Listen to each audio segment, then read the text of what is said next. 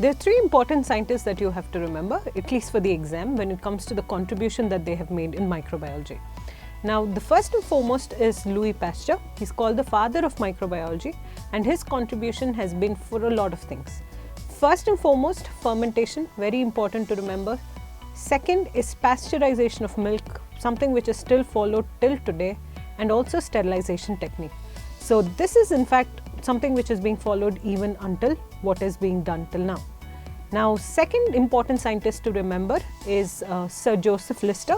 Now, he's called the father of antiseptic surgery, and he used carbolic acid during surgeries for antisepsis. Now, the third important scientist that you should also remember is called Paul Ehrlich. He's called the father of chemotherapy. Now, the reason being that he's done quite a lot of contribution in the form of using arsenic compounds for the treatment of syphilis, and also gave the side chain theory. So these are the important contributions of few important scientists that you have to remember for the exam.